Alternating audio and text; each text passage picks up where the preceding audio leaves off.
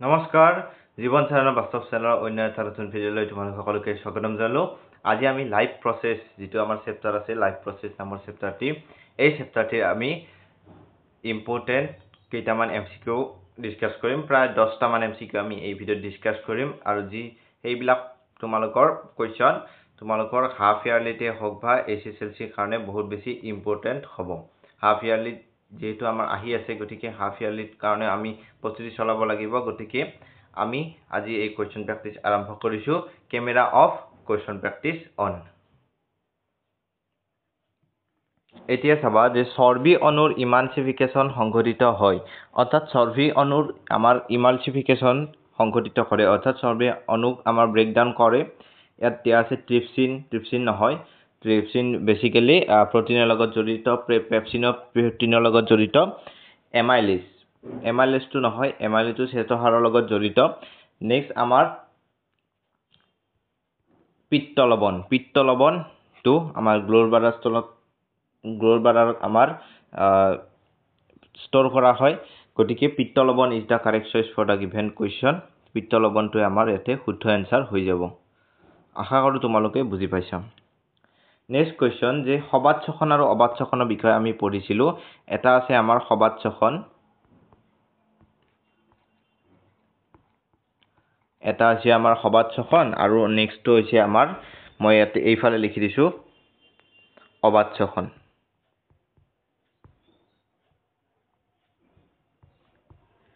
সবাত-শ্বসন হৈছিল আমাৰ মাইট্ৰকণ্ড্ৰিয়াত,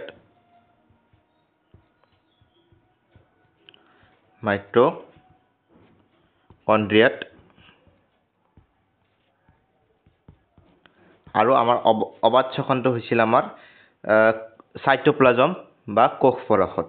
মই কোষ পৰশ বুলি লিখিছোঁ। কোষ পৰশৰ ইংৰাজী নাম হৈছে, বহুতে এইটো খেলি মেলি কৰে কিন্তু অসমীয়া যিহেতু পঢ়ি থাকে এছএছএলসি লৈ, গতিকে কোষ পৰশ বা আমাৰ চাইটোপ্লাজমো একে কথা, চাইটোপ্লাজম।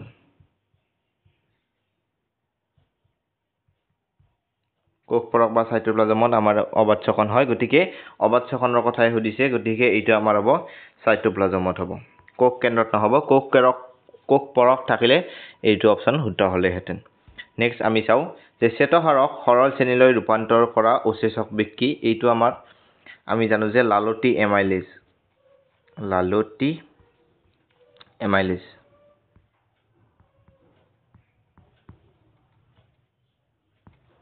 অৰ্থাৎ আমি যদি কিবা মিঠাজাতীয় বস্তু খাওঁ, তেতিয়া সেই মিঠাজাতীয় বস্তুখিনিত বা সেই মিঠাজাতীয় পদাৰ্থখিনিত থকা শ্বেতসাৰখিনি আমাৰ মুখত উপস্থিত থকা লালটিয়ে সৰল শ্ৰেণীলৈ ডাইৰেক্ট ৰূপান্তৰিত কৰে, অৰ্থাৎ ব্ৰেকডাউন কৰে সৰল শ্ৰেণীলৈ। গতিকে লালটি এমাইলেজ থাকিলে তোমালোকে লালটি এমাইলেজটো কাৰেক্ট অপশ্যন হিচাপে বিবেচনা কৰিবা, আৰু যদি সুধা এমাইলেজ থাকে তেতিয়া তোমালোকে এমাইলেজটোৱে শুদ্ধ উত্তৰ হিচাপে ব্যৱহাৰ কৰিবা।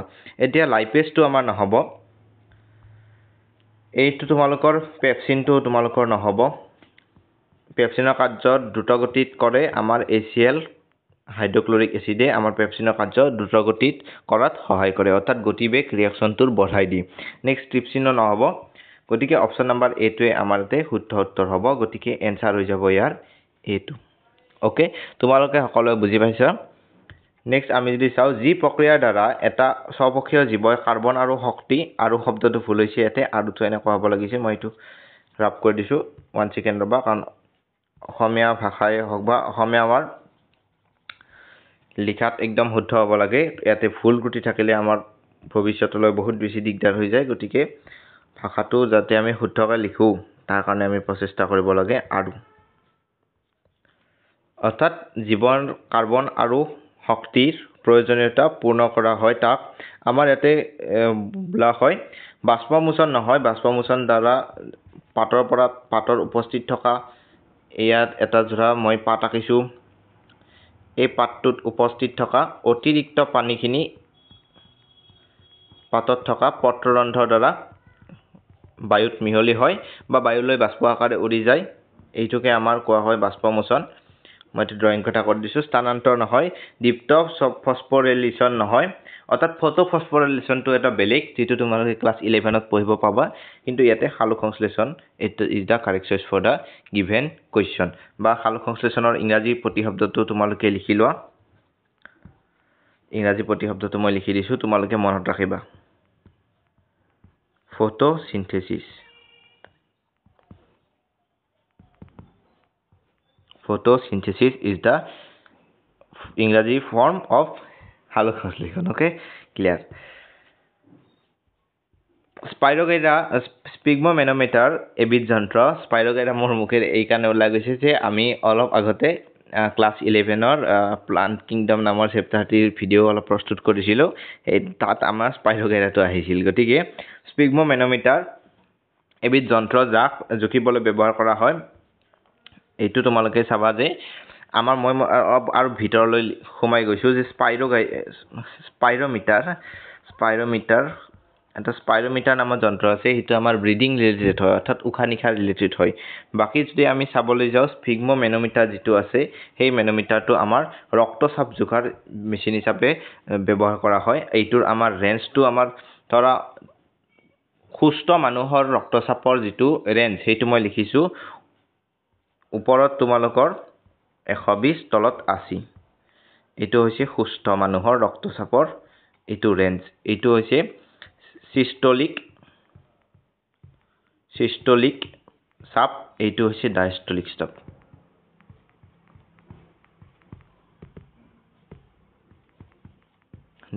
চাপ আৰু এই ৰক্তচাপটো যদি ওপৰত 90 হয় ওপৰত যদি 140 হয় আৰু তলত যদি 90 হয় এইটোকে আমাৰ কোৱা হয় হাইপাৰটেনশন মানে উচ্চ ৰক্তচাপ ওকে এইখিনি হৈছে আমাৰ স্পিগমোমেনোমিটাৰৰ কৰ্ম এতিয়া আমাৰ যদি চাও ভিলাই কোনটো অংক থাকে ভিলাই কি এইডাল হৈছে স্মল ইন্টেষ্টাইন এই স্মল ইন্টেষ্টাইনৰ ভিতৰত এনেকুৱা ধৰণৰ অংশ কিছুমান পাবা এইবিলাকে আমাৰ পানী শোষণ কৰাটো আমাৰ বহুত বেছি হেল্প কৰে এনেকুৱা ধৰণৰ আঙুলি সদৃশ কিছুমান অংশ পাবা এইখিনি হৈছে স্মল ইন্টেষ্টাইনত আমাৰ ক্ষুদ্ৰান্তৰ ভিতৰত আমাৰ কলামনাৰ এপিথেলিয়াম থাকে মই ইয়াতে ইংৰাজী প্ৰতিশব্দটো লিখি দিছোঁ কলামনাৰ এপিথেলিয়েল সেল থাকে আৰু ইয়াতে হৈছে অসমীয়াত যদি ক'বলৈ যাওঁ এইটো আমাৰ ক্ষুদ্ৰান্তত থাকিব ভিলাইটো option number A is the correct choice for the given question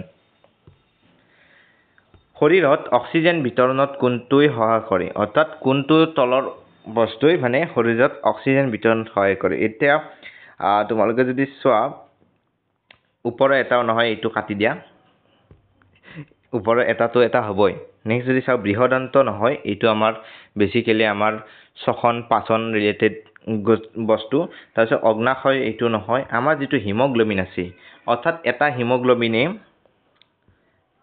হিমোগ্লোবিনে মই লিখি দিছোঁ গ্লোবিনে 4টা অক্সিজেন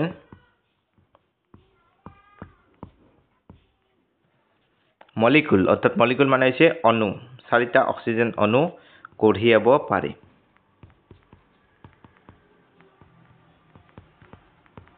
ওকে অৰ্থাৎ প্ৰতি 100 ml ব্লাডত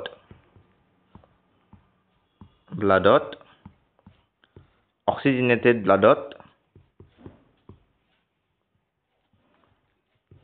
5 ml আমাৰ অক্সিজেন থাকে আৰু এই অক্সিজেনটো কেৰি কৰাত আমাৰ হিমোগ্লোবিনে যথেষ্ট সহায় কৰে গতিকে haemoglobin is the correct choice for the given question আৰু হিমোগ্লোবিন হৈছে কি হিমোগ্লোবিন হৈছে আইৰন Fe মানে হৈছে আইৰন কন্টেইনিং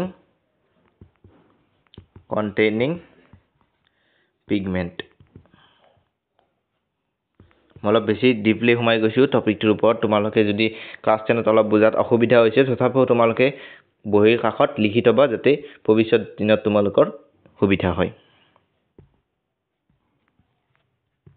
নেক্সট আমি চাও মানুহৰ দেহৰ কোনটো অংশত খাদ্যৰ সম্পূৰ্ণ পাচন হয় এইটো আমাৰ ক্ষুদ্ৰান্তত হ'ব এইটো মনত ৰাখিবা ইয়াৰ আনসাৰ হৈ যাব B2 নেক্সট আছে প্ৰতিটো বৃক্কতে নেফ্ৰন থাকে অৰ্থাৎ প্ৰতিটো বৃক্কতে আমি যদি এনেকৈ দেখো নেফ্ৰন হৈছে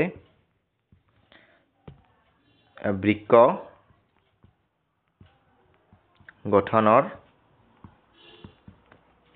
মৌলিক একক।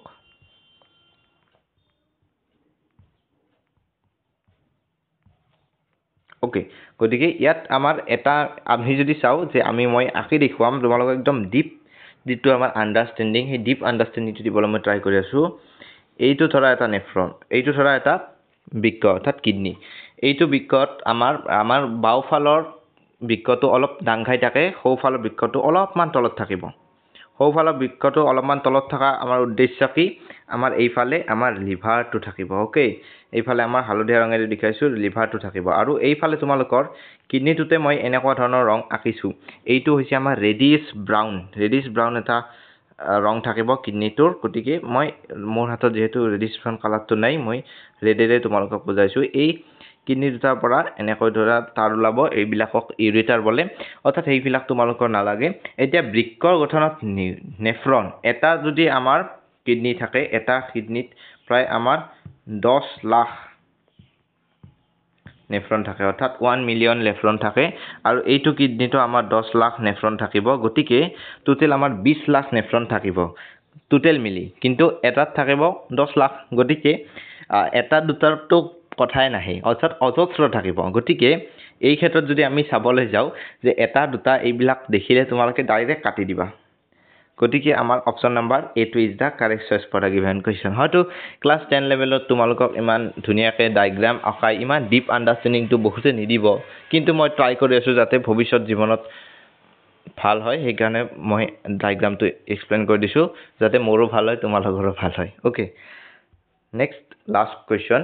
উদ্ভিদে মাটিৰ পৰা নাইট্ৰজেন শোষণ কৰে। এইটো আমাৰ তোমালোকে মনত ৰাখিবা, নাইট্ৰেট আৰু নাইট্ৰাইট এই দুটা ভাৱে উদ্ভিদে মাটিৰ পৰা নাইট্ৰজেন শোষণ কৰে। গতিকে কেনে